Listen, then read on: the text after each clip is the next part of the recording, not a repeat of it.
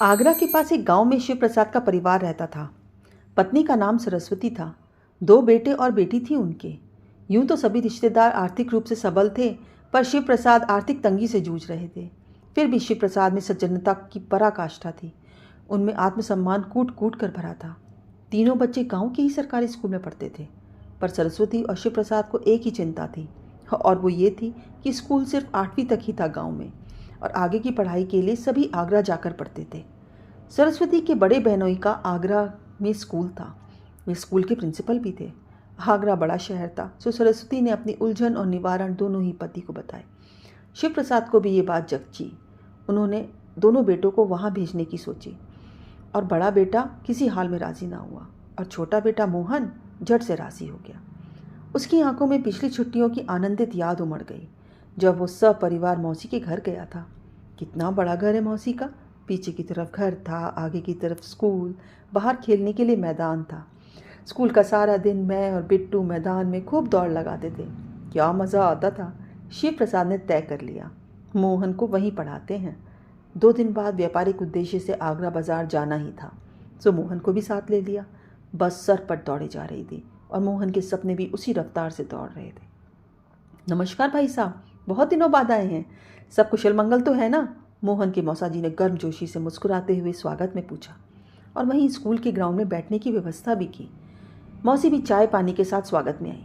शिव प्रसाद बोले, बस मोहन को आगे की पढ़ाई के लिए आपके सुपुर्द करने आया हूँ।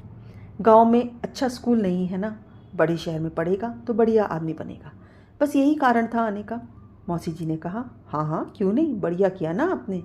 शिव प्रसाद ने पूछा, अरे बाहर की तरफ नए कमरे कैसे बने हैं? मौसा जी ने बताया कि 2 सर्वेंट क्वार्टर बनवा रहा हूँ, सफाई कर्मियों के लिए ज़रूरी हो गया है। शिव प्रसाद बोले, अच्छा अच्छा, बहुत ही बढ़िया।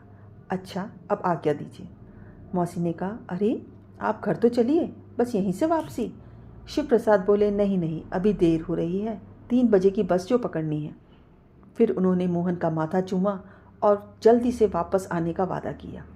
पिता के जाने पर मोहन अपना बैग उठाए घर की तरफ बढ़ने लगा, तो मौसी ने हिदायत दी, यहाँ आओ, यहाँ किसी से कहना मत कि हम तुम्हारे रिश्तेदार हैं, और सुनो, अपना बैग सर्वेंट क्वार्टर में रख लो, वहीं तुम्हारे रहने की व्यवस्था होगी। वो पहले समझा नहीं, पर उनके दोबारा बोलने पर वहीं रखने चला गया। वहाँ चारपाई थी और दीवार में बनी एक अलमारी। दूसरी तरफ शायद चौकीदार की चारपाई बिछी हुई थी। अगले दिन 7वीं क्लास में बैठने लगा मोहन। धीरे धीरे उसका रूटीन मौसी ने भी सेट कर दिया। उसे सुबह जल्दी उठकर चट्टे से दूध लाना, बगीचे में पानी देना, झाड़ू लगाना, क्लास साफ करना, टेबल कुर्सियों पर कपड़ा मारना, ब्लैक बोर्ड चमका कर रखना था।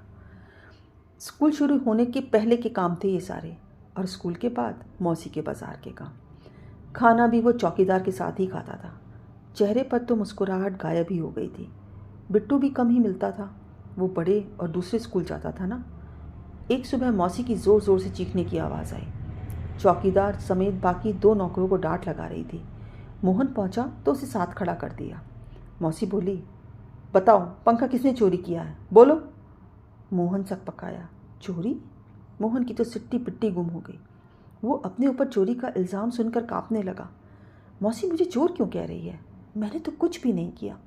और रोज़ टूटने वाला मोहन आज पूरी तरह टूट गया। 13 साल का ही तो था। पिताजी मुझे ले जाओ, आपने 15 दिन बाद आने का वादा किया था, शायद कल आएंगे। भावुक मोहन मन ही मन बोल रहा था। शायद माँ बाप और बच्चों के मन के तार जुड़े होते हैं। और वादे के पक्के शिव प्रसाद तय समय पर मोहन से मिलने आ पहुँचे, और वहीं स्कूल के मैदान पर कुर्सियों में बैठ गए। उनकी आवाज़ की भनक लगते ही क्लास के बीच में मोहन भागता हुआ मैदान की तरफ दौड़ा और उनके गले लग गया। उसने पिता को पकड़ा नहीं था, बल्कि जकड़ रखा था जंजीर की तरह, और धीरे से बोला, पिताजी मैं चोर नहीं हूँ, मुझे घर ले चलो। उसके पिता ने उसका चेहरा अपने हाथों में भर लिया और उसकी डबडबाती आंखें देखी, और क्षणिक सोच के कहा, जाओ बैग ले आओ। बस यही सुनना चाहता था मोहन। वो भागा। पिता चौंके कि वो गलत दिशा में क्यों भागा, और वो हैरान रह गए जब वो सर्वेंट क्वार्टर से बैग लेकर लौटा। अब तो शिव प्रसाद की आंखें भी डबडबा गईं। बहुत कोशिश की पर आंसू रुके नहीं।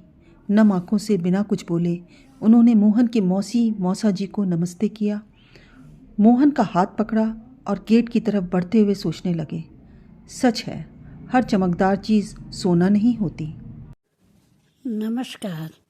इस कहानी को लिखने का मेरा तात्पर्य है कि हम स्वाभाविक रूप से सब पर भरोसा कर लेते हैं, लेकिन हम हमेशा सही साबित नहीं होते हैं, जैसा कि इस कहानी में हुआ है।